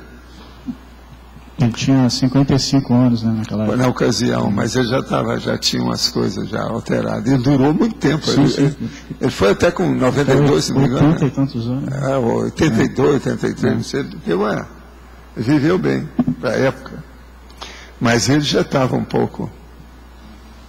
Agora, por exemplo, o que ele escreveu no diário dele lá é simplesmente impressionante. Processo de parapsiquismo, sozinho daquele jeito. Quer dizer, o cara é muito inteligente. Está entendendo? Muito vivo. Estava bem acima da média ali no caso. Muito mais. Por isso que eles falaram mesmo que ele era o maior. Em matéria de polímata da época, de sábio. Ele era o cara que sabia mais de todo mundo. Agora, a própria cara dele já mostrava uns troços desses esquisitos, né? A cara dele. Você já comparou bem a cara do sujeito? Eu já vi, mas que você... O Lombroso não estudou o Swedenborg, devia ter estudado. Queria mudar uma opção de dado dele, né? Mas o que, por exemplo, Walter? O que você viu ali, por exemplo, nele? Não, é o processo da pujança física da cara dele. Observa. Não adianta a gente fugir disso. É igualzinho o processo da biotecnologia ou eugenia. Nós todo temos que estudar isso cedo ou tarde. Então a cara da pessoa, às vezes, é um negócio sério, porque pode estar expressando alguma coisa lá de dentro, porque é a cara que aparece os olhos é que aparece o cérebro é que está acima da cara. Então isso tudo tem que ser visto. Aquele Gol, você está entendendo? Esse povo todo que andou estudando aquelas bobagens todas, eles não estavam totalmente errados, não. Tem muita coisa para estudar nisso aí. Entende? Hoje a neurociência está começando a estudar essas coisas tudo de novo. O caminho é por aí. Então o problema físico também influi. Uma pessoa, por exemplo, hoje mesmo eu estava conversando com a pessoa e falei assim, olha aqui, você está fazendo careta demais. A gente, quando estava lá, trabalhando com você, com arco voltaico, você estava fazendo careta. Você faz careta demais. Observa, você e a minha cara. Eu tenho tanta ruga igual a você? Eu falei assim, não. Pois é, eu não faço tanta careta igual a você para falar. Você faz demais. Então você veja, alguma coisa dos hábitos da pessoa refletem no rosto. Isso não tem jeito. Isso não pode ser descartado. Sim. Agora, observa bem a cara dele. Só para você ter alguma ideia sobre isso. Veja bem. Mas você acha que era positivo, só para entender o... A dele mostra que tinha alguma coisa assentada maior do que o normal. Sim, isso observa. Eu percebi isso. Tem outro. Olha o Leonardo da Vinci. Não é todo Leonardo da Vinci, não. Tem uns troços dele que... Mas tem... Você está entendendo? Determinados quadros dele que mostram isso também. É o jeitão. Agora, quase sempre esses caras têm uma cara de cavalo, tipo babuíno. Você está entendendo? Babuíno tem isso aqui, ó. Entende? Eu sou babuíno aqui, ó. Isso aqui. Babuíno aqui que eu sou. Mas esses caras não, eles são babuíno pela cara, de cavalo, grande, comprida. Observa, isso tudo tem sua razão também. Isso você acha que é da paragenética? Isso aí tem paragenética junto com a genética, é um casamento das duas coisas. A gente não sabe bem como é que é, mas isso influi. Agora ali, ó, repercute, porque como é que são os dois hemisférios cerebrais em cima daquela cara? Você está entendendo o que quer dizer? Sim. Tem sua razão. Agora, por exemplo, você vai ver que quando há um processo de cérebro muito grande, aquilo também reflete na cara. A acromegalia, por exemplo, dá um processo da hipófise, a pessoa fica com tudo grandão. Entendeu? A mandíbula fica enorme, às vezes dá prognatismo, o nariz cresce, a orelha fica imensa. Entendendo? Então, há problema daqui de dentro que influem em tudo, inclusive no rosto. Isso tudo tem que ser estudado mais dentro dos processos mesmo sérios, da fisiologia, da anatomia e também da biotecnologia. A gente vê para onde nós vamos. Rugas tem a ver com o que, em geral? Rugas no rosto. Rugas? Não, a rugas mostra a idade, né? Primeira coisa é essa, na minha terra é isso. Segunda, você não tem ruga. Não, mas existe pessoa que tem mais ruga e pessoa que tem menos ruga. Eu tenho várias coisas que evitaram que eu tivesse mais ruga. Era para eu ter mais. Primeiro, eu fiz a minha técnica faz mais de 40 anos. Aqui, ó, na testa assim, diminuiu um pouco por causa disso, porque eu tinha ruga. Eu já tinha, porque devido ao problema de começar a usar o óculos com 13 anos, e eu lia demais, eu comecei a ter a ruga da atenção muito grande. Eu tirei. Ela ainda não apareceu do jeito que era. Agora, outra coisa séria, nesse caso. Eu sou uma pessoa que não sou careteiro demais para falar. Então, isso diminui também as rugas aqui embaixo. Então você tem que ver as rugas daqui para cima, as rugas daqui para baixo. Você está entendendo bem? Então, nesse caso, eu não tenho tanta. Entende? Era para ter mais. Professor, tem pessoa que acha que eu fiz plástica, mas não é bem assim. Quando eu tinha 34 anos, eu tirei essa ruga da história. Foi só que eu fiz, nunca mais eu fiz. Agora, é lógico, eu tomo banho, eu evito o sol demais, essa coisa toda, faz muitos anos, isso é normal. Você usou aquele processo do Japão também. Mas é isso que eu estou falando, eu fiz plástica, foi a cosmiatria que eu usei aí, eu mesmo, junto com o Sakurai. O Sakurai fez alguma coisa do lado de cá, em mim. Mas coisa à toa, só para mostrar. Agora eu falei assim, agora essa rua quem tira é você, tira aí. Aí eu cheguei, eles me davam o espelho e eu injetava, eu mesmo para ver como é que era, e fazia o negócio. Agora, eu acabei com a ruga. Ele falou assim, não, tá bem, você passou. Porque isso era uma espécie de teste que ele fazia. Conforme a pessoa que trabalhava com ele, tinha que fazer o teste, conseguia. Ele procurava assim para ver, não, você está precisando de consertar isso aqui. Vamos, conserta aí, deixa eu ver. Você está entendendo? Porque a gente consertava tudo, né? Não é fácil. A técnica dele era uma coisa impressionante. Você quer falar? Sim. Na página 31, em efeitologia, você pode relacionar a funcionalidade com os efeitos patológicos da aristocracia? Os efeitos patológicos da aristocracia. Os efeitos patológicos da aristocracia são, quais são? Autocracia, feudalismo, o medievalismo que a gente falou lá embaixo,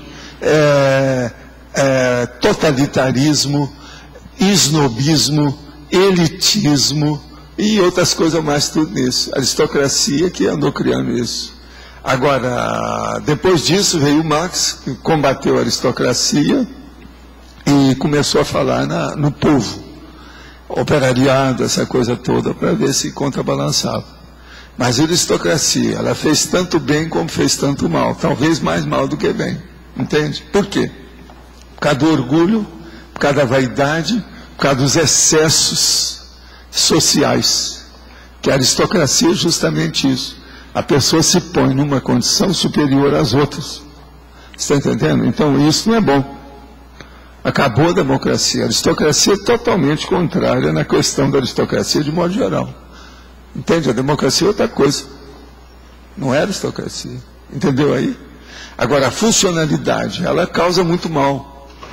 Uma pessoa que se destaca das outras e acha que ela está dentro de um pódio, um trono, uma torre de marfim, ela não pode ser boa, né? Vai criar problema para muita gente. Você está entendendo? É isso. Como avalia a questão do chiclete sem açúcar? Isso polui o organismo? Chiclete sem açúcar. E o negócio de estudar, né? Vamos estudar. Seria bom você ver chicletes com um dentista moderno, um dentista novo. Se vale a pena mascar chicletes ou não, com dentista. Existe relação entre as centrais extrafísicas e as OFIEX? Quais? Quando a pessoa ela tem contato mais avançado da história, lógico que tem, né? Porque a OFIEX já está querendo ser como se fosse uma mini central de energia. Então, é lógico que tem relação. Mas depende do nível aí, né?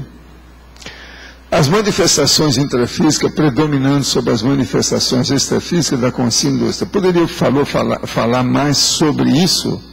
Olha, o problema todo é o seguinte. Quando a consciência se torna mais lúcida com respeito ao processo de parapsiquismo, ela começa a adaptar a vida humana dela ao processo extrafísico. Na hora que ela faz isso, o que acontece? Essas manifestações intrafísicas, elas têm que predominar sobre as extrafísicas. Mas a pessoa começa a adaptar e tirar partido da multidimensionalidade. É o que eu procuro fazer com as minhas coisas. Por exemplo, vocês acham que foi só porque eu resolvi ficar mais tranquilo na minha vida que eu superei meu infarto, que eu não tremo com essa idade assim, ó, que devia tremer muito mais com tanto trabalho que eu já tive, acidente, doença, e eu não tenho? Vocês acham que isso é só por causa da minha boa vontade? Não é. Tem parapsiquismo nisso. Mexendo com energia todo dia, alguma coisa tem que melhorar em mim. Pois é, mas isso... Outra coisa, não adiantava nada eu ter macrosoma se não soubesse usar. A maioria que está aí, às vezes, nem sabe que tem. aquilo funciona independente do conhecimento dela. Então, veja, macrossoma dirigido pelo sistema nervoso secundário não presta. O macrossoma tem que ser dirigido pelo sistema nervoso central. Você entendeu? O nosso amigo simpático e parasimpático não resolve se está dominando lá, porque a pessoa nem sabe o que está acontecendo. Aquilo ocorre independente da vontade dela. Isso aí é igual ao coração, pulmão que está funcionando independente do que você quer. O processo é a gente funcionar dominando tudo. O porquê das cócegas na garganta ao fazer uso de energias? Olha, isso aí é preciso de ver. Quase sempre é processo de energia que a pessoa tem em alguma coisa que está alterada no laringe chakra, né? Você fala demais? Você fala pelos cotovelos? Você fala em excesso? Você comete alguma besteira quando você fala? Isso tudo pode ser o processo da cócega. A gente não sabe, né? Eu estou falando, ó, não estou dizendo que você fala, não. Vê se me entende. Ó, vê se me entende. Mas tudo pode ser o cócega. A cócega na garganta mostra que não tem um bom, alguma coisa está batendo o pino, o comportamento não está legal com o laringe chakra. Então alguma coisa, mas às vezes pode ser um processo só físico, não tem nada a ver com o processo psíquico ou consciencial da pessoa. Mas vamos entender, isso mostra que tem alguma coisa que está fora de forma, dentro do laringe chakra. Você acha que já existiu alguma linha de pensamento muito avançada sobre a Terra, ao modo da conscienciologia, inspirada por consciência mais evoluída, porém que não se fixou ou foi totalmente desperdiçada no passado? Qual a profilaxia? Não, eu não acho que houve isso, não. A única coisa que eu acho é o seguinte, que já existiram muitos casos isolados de consciências que são serenões, evoluciólogos, que já existiram tudo quanto é lado, ajudando os outros, e que ninguém ficou sabendo realmente o que era. Eles não estão incluídos nas enciclopédias humanas. Então são pessoas fora da enciclopédia. Isso eu acho que tem. E essas pessoas também, eu não sei se elas juntaram de vez em quando, tinha 2 ou 3, se conheciam, sabiam daquilo, deve saber, né? Serenão, por exemplo, geralmente sabe tudo sobre serenão e evoluciólogo. Então, tudo isso pode ter ocorrido. Mas agora, uma equipe, uma cultura, uma sociedade, um povo, uma nação desse jeito, eu não acho que tenha, não. Não venha me falar em Atlanta, essa besteirada toda do passado, que eu não aguento mais isso. Agartha, não dá mais, né? Eu já não tenho mais, né, para isso. Professor? Sim.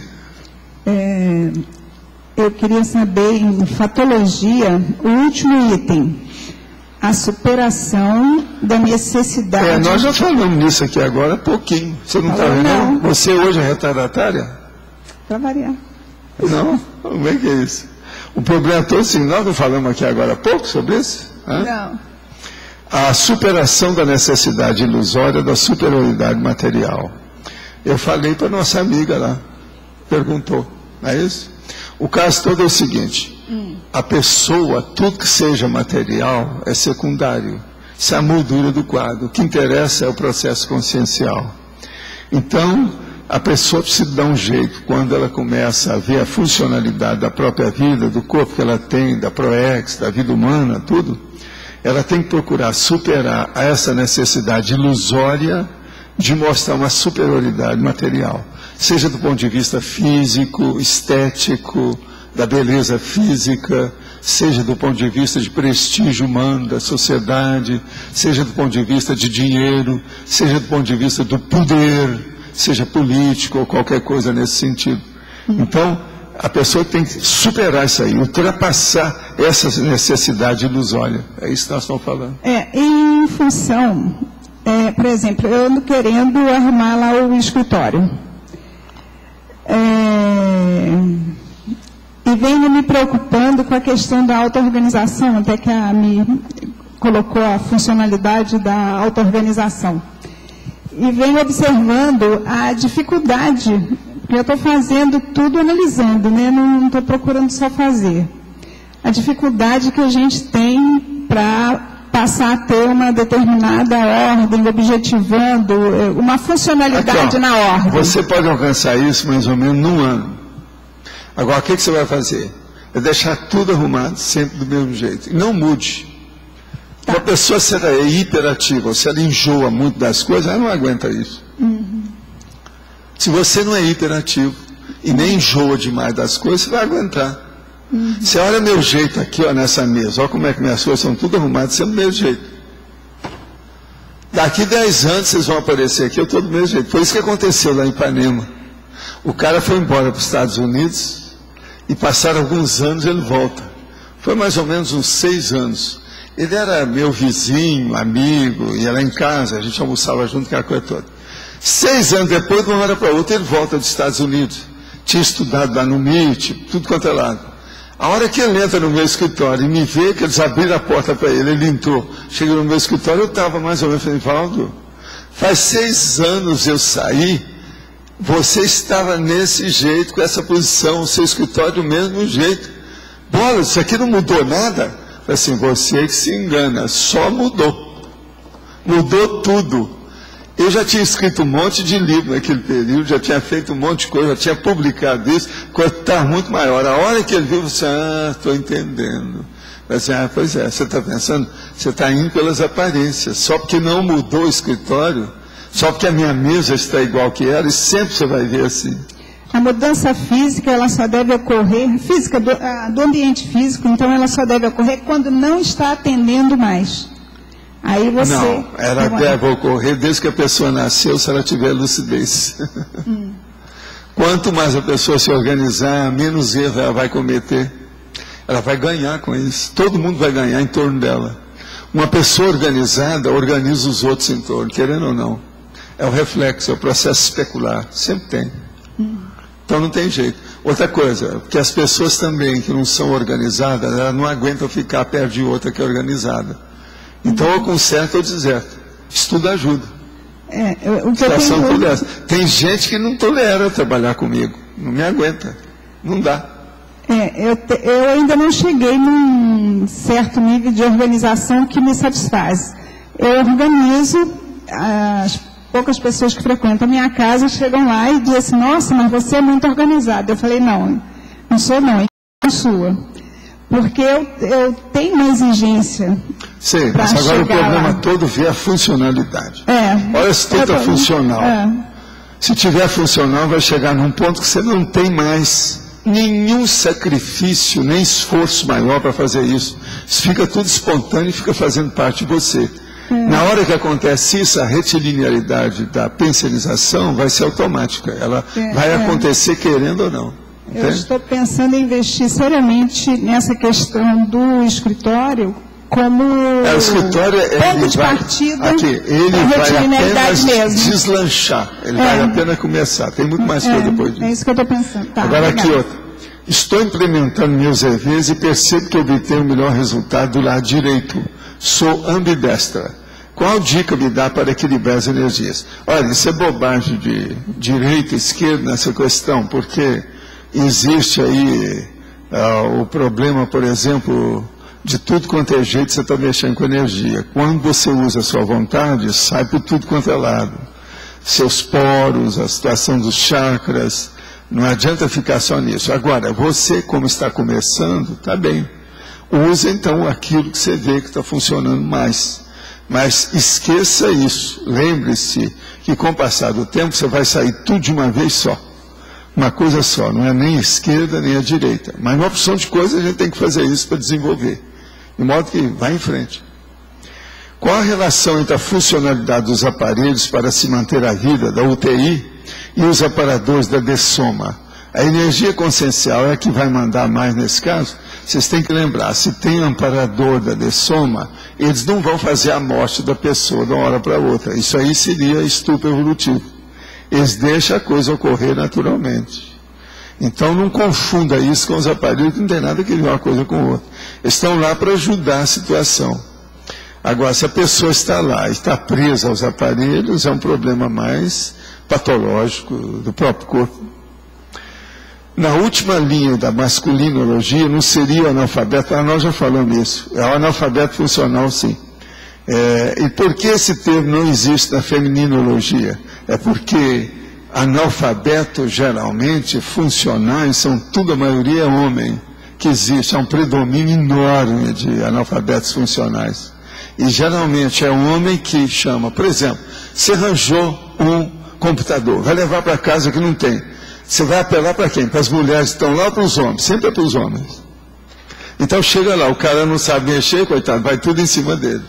Então esse analfabeto funcional é que é um negócio sério aí na história. Preciso trabalhar nisso. Valdo. Sim. Maquinar. Se agora há pouco estava falando do Swedenborg, do Da Vinci, da relação da fisionomia com a paragenética e com a genética mesmo.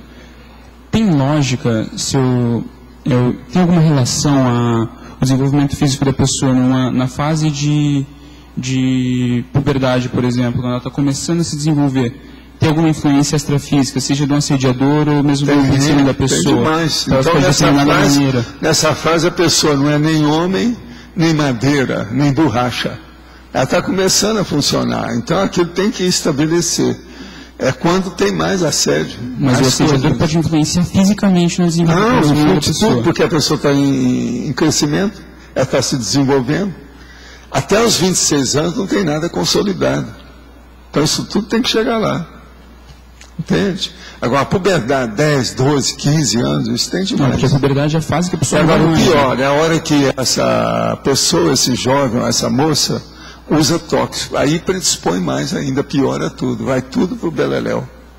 Há uma regressão total na história. Então, principalmente... E aí piora a fase, tudo. Uma das coisas que acontece mais nisso aí, nesse período, é aquela moça que fica muito frustrada, que ela quer alcançar algumas coisas, não consegue. Então ela começa a comer sem parar. Dá uma bulimia, ela se deforma. Se ela chega lá pelos 20 e poucos anos, já se deforma quase sempre aquilo, vai ficar deformada para o resto da vida. Que ela às vezes não consegue recuperar. Você está entendendo? Isso tudo é fuga. Agora, o que dá mais pena no caso, justamente é moça. Eu atingi muita mulher, sabe, durante uns 3 anos, lá no Rio de Janeiro, em Copacabana, para ver processo de plástico mesmo. Então, essas coisas eram um drama. Vocês sabem que eu fazia, às vezes, palestras de tudo quanto é jeito. Eu fiz palestra, por exemplo, na Rainha Elizabeth, lá em Copacabana, em apartamento para 200 mulheres. Outra coisa, eu fiz palestra para outras que tinha mais de 100 em inglês. Era só gente que falava inglês. Tudo mulher, nessa ocasião. Eu fiz um monte de palestras, tudo quanto era jeito. Lá havia uns clubes da business wife, quer dizer, as mulheres dos homens de negócio. Tudo do exterior, da diplomacia, um milhão de coisas. No Rio ainda tinha muita gente desse povo. E eu fazia, então, palestra para esse povo. Elas mesmas que convidavam, que esse apartamento enorme, apartamento que era um quarteirão.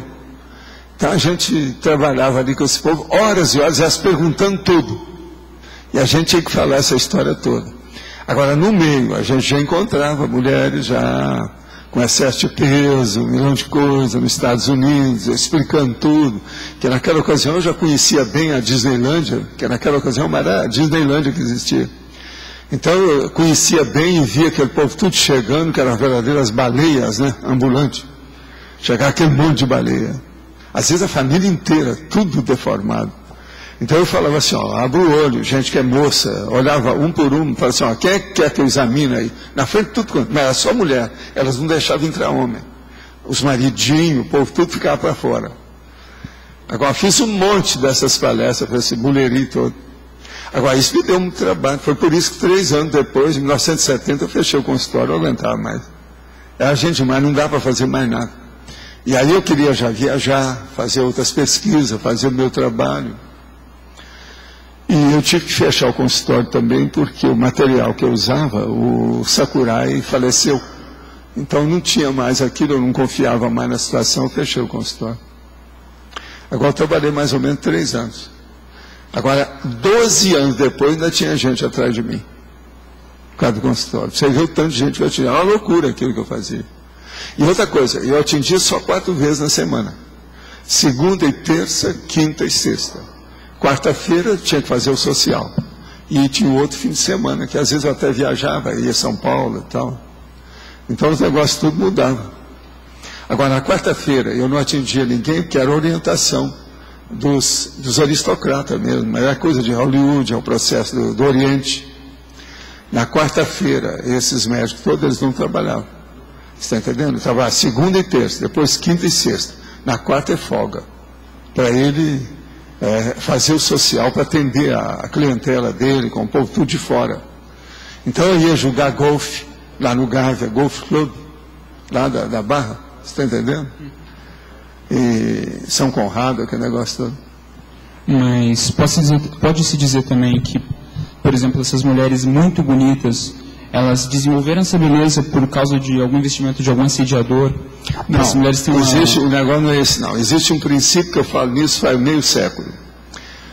Toda vez que você encontrar uma mulher muito bonita, inteligente, rica, jovem, viajada, geralmente ela é assediada.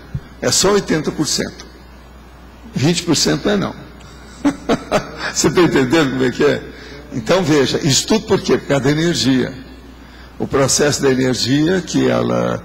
E a hora que a mulher, por exemplo, ela não sabe mexer com energia. E ela é boazuda, cheia de problema, está exteriorizando energia por todo lado. Aquilo tem tudo. Tem gaviões e paragaviões. Os gaviões são daqui, os paragaviões são os externos. Então, essa mulher, é muito difícil dela escapar de assédio. E quase sempre ela cai de 4, né? Porque tem um processo de carência, aquelas coisas todas, acaba criando problema. Agora, eu fui estudar isso com muito critério em Hollywood. Eu passei uma temporada no estudo da Universal. Vi tudo que eles tinham lá, tanto para o público interno como para o público externo. Entende? Conheci um monte de atrizes, atores, vi gente que recebeu o prêmio Nobel, assisti as pares deles, as festas junto para ver como é que era. E outra coisa, atingi também um monte desse povo com energia. Agora, com isso, a gente pôde ter uma visão de conjunto. Porque Hollywood, nessa ocasião, era o auge, né, da história, década de 60. O negócio ainda estava com a força toda, uma loucura. Hoje já houve muita queda disso. New York já cresceu muito em matéria de estúdio, Miami já cresceu muito, Hong Kong já tem estúdio, tem um monte de lugar agora que já tem estúdio. E tem outras pessoas, por exemplo, na própria Polônia, eles fazem certos filmes que são fantásticos, fora de série. É que são coisas de quase sempre secundárias. Por exemplo, existe um filme do Verhoeven, que é o negócio lá de base lá da Polônia, que é um filme que a gente tem que tirar o chapéu para ele sobre espionagem. A meu ver, é um dos maiores que já fizeram em matéria de espionagem. Mas o filme é terrível. O filme tem 2h30. Mas é uma perfeição. Você não deixa o filme tão perfeito que ele é. Agora, em matéria de espionagem, o filme chama A Espiã. Só. É uma mulher, que é o processo judeu. Aquilo foi feito por judeus que ajudaram na questão. Então eles queriam levantar o negócio, como é que era? O judeu, fora dos processos da Alemanha direto, mas mexendo com os Schukrut, como eles chamavam. Os Schukrut eram os alemães da Segunda Guerra. Então, mexendo com eles na história toda. E essa mulher, então, se tornou espiã. E aquela briga de um lado e do outro. Tudo indica que aquilo ali teve fatos reais, que eles chegaram naquilo, porque senão não daria para compor aquela história. E os excessos que o povo fazia com isso. Mas não era só dos chucrutes, dos alemães, não. Excesso de um lado, do outro, do povo bom. Depois que acabou a guerra, os excessos que haviam, e gente que matava os outros sem necessidade nenhuma. Uma loucura. Agora, o filme retrata isso claramente. Agora, esse filme, ele foi classificado apenas porque é filme estrangeiro na Europa, num desses festivais, se não me engano, foi em Cannes. Ele foi classificado como um grande filme lá, ganhou uma medalha lá de filme estrangeiro, não sei o quê. Mas esse filme, por exemplo, ele não é muito conhecido. Ele é secundário, ninguém dá valor por ele. Mas veja, aquilo ali foi feito mais ou menos na década de 60. Você está entendendo? 1963, por aí parece que o filme foi feito. Agora, lá já começava a ter gente para fazer um filme daquilo. Não é fácil. Todo o ambiente que eles fizeram o negócio. Eles aproveitaram o negócio da guerra. Polônia, aquele negócio todo, porque aquilo tudo né? Teve muito estrago da guerra. Mas isso tudo, então, contrabalançou o problema de Hollywood, você está entendendo? Esse filme, por exemplo, para quem estuda o processo de guerra, tanto que depois eu quero conversar até com o Ivo para ver se ele já viu esse filme, que eu vou emprestar para ele. A Espia. Agora, os atores também são de tirar o chapéu, é gente séria. E outra coisa, não é ninguém conhecido, você não vê um nome conhecido. O filme, 2 horas e meia. Agora, tem uma cena do filme que não tem jeito, são antológicas. Tem uma cena que um dos caras, que era dos mais traidores, que traiu de um lado, que traiu do outro, aquele negócio todo, passava-se por médico, fazia cirurgia, tudo isso, mas ele era tudo também fajudo. Agora, ele pegou insulina e a dona tinha saído lá de um processo de tortura, uma sessão de tortura. Então ele resgatou e falou assim: não, eu vou te dar um negócio que vai aliviar você. E deu injeção nela. Na hora que acabou de dar a injeção, ela foi amortecendo aquela coisa e deitou. Na hora que ela deitou, ela viu o vidro, o que era, e viu lá o que era. Sabe como é que é? O que era? Era processo que ia matá-la, claramente. Por quê? Era a antidiabetes total. Então, aquela injeção, um pouquinho que dá, você sabe, se dá, mata na hora. Mas ela, a hora que ela foi amortecendo e viu aquela, ela lembrou que tinha um pacote de chocolate daqueles que depois do negócio, quando estava acabando a guerra, que estavam distribuindo, ela começou a comer o chocolate sem parar. Com isso, o processo da glicemia ia retemperar o problema. Ela salvou. Quer dizer, é uma cena antológica em matéria de o processo militar, o processo médico, a coisa toda. Agora, tem outra coisa pior. Eu estou só falando para vocês, porque muitos de vocês não vão ver o filme, estou dando uma coisa ou outra só. Tem uma que é pior ainda. A hora que acaba a guerra, ela foi interpretada como sendo uma traidora. Então eles pegaram e colocaram no meio dos traidores. No meio dos traidores eles começaram a sacar tudo que havia contra aquele povo. Então o que é? Aonde estava lá, eles pegavam as privadas, que era o cocô, em latões, e colocaram dentro de um latão enorme. E eles pegaram essa dona que foi espiã, colocaram embaixo, e lá de cima eles jogaram o latão de cocô em cima dela. Aparece toda a cena. Eu não sei que cocô, o que parecia, mas tudo parecia cocô mesmo. Eu não sei o que foi, deve ter sido cocô de borracha, de biscoito, sei lá o que. Alguma coisa fizeram, mas olha, uma perfeição, como eu nunca vi uma cena escatológica daquela em filme nenhum. O negócio é de tirar o chapéu na situação, entende? Então por isso que eu estou falando para você, essas coisas, hoje, o mundo é vasto, muita gente já criou outras áreas para poder estudar isso. A difusão da mídia, inclusive a cinematográfica, já evoluiu muitas coisas de lá para cá. E a tendência vai ser evoluir cada vez mais. Eu não mostrei todas as cenas antológicas desse filme, não. Tem mais. Agora, o melhor da história. Na apresentação dele não fala nada disso, só conta en passant. Agora, ele é muito bem encapado, dividir, tem um dentro do outro, daqueles, muito bem feito. A filmagem é perfeita, e eu só não entendo, é que não se fala muito nesse filme. Eu quero depois saber do Ivo se ele conhece. A Espiã, só isso. Isso aí são dos filmes que a gente pega aí à toa, e às vezes... Tem uns filmes desses que eu estou usando, eu quero dizer para aqueles que procuram filme, tem filme de R$4, que às vezes tem lá, aí no shopping, lá nas Americanas, daqueles que foram usados, e os filmes estão bons. Eu já comprei alguns para testar e está valendo a pena. Eu tive lá essa semana, tem um dos filmes que eu comprei que foi R$4. Vocês estão entendendo? Não é assim. Está ficando tudo mais ou menos acessível. Gente, eu acho que eu tenho que passar, que está no horário de vocês, né? Está na hora? Obrigada. As pontuações da tertúlia de hoje foram 22 votos online, 21 perguntas respondidas online, 15 perguntas presenciais, 83 assinaturas no livro de presença e 13 praticantes da técnica de Invexis. Hoje vamos ter 3 recados: a Sandra, verbetógrafos, Alcira, Côncios e Eduardo, amigos, eitamente.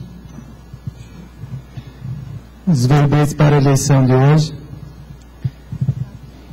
autopersuasão primária, crescendo linguística imagética, evolução agonística e picotagem das ideias. O aviso é para os verbetógrafos, que a partir desta quinta-feira até domingo nós estaremos devolvendo os verbetes para quem escreveu e juntamente nós estaremos entregando também o manual de qualificação dos verbetes.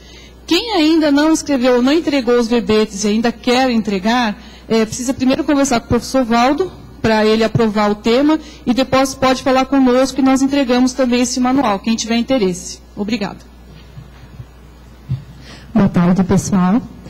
Para os tenepsistas interessados em querer fazer o curso Tenepsista Cobaia do Consensograma, a Consus estará oferecendo esse curso neste final de semana, sexta, sábado e domingo. O curso começa sexta-feira às 19 horas e termina domingo. Se tiver alguém interessado, por favor, estou à disposição. Obrigada. Pessoal, o recado é em relação ao programa Amigos da Enciclopédia. A gente queria convidar a todos que ainda não renovaram o programa para fazer a renovação agora no mês de fevereiro. Nós tivemos 36 renovações agora em janeiro e 56 em dezembro, então a gente está num crescendo importante. A gente queria manter essas renovações agora no mês de fevereiro. Então, quem quiser fazer a renovação ou inscrição, pode fazer diretamente na recepção do CAEC. E o segundo recado é que nesse sábado e domingo, o pessoal da Itamed vai estar aqui no CAEC para finalizar, então, esse primeiro grupo de interessados aí no plano de saúde. Obrigado.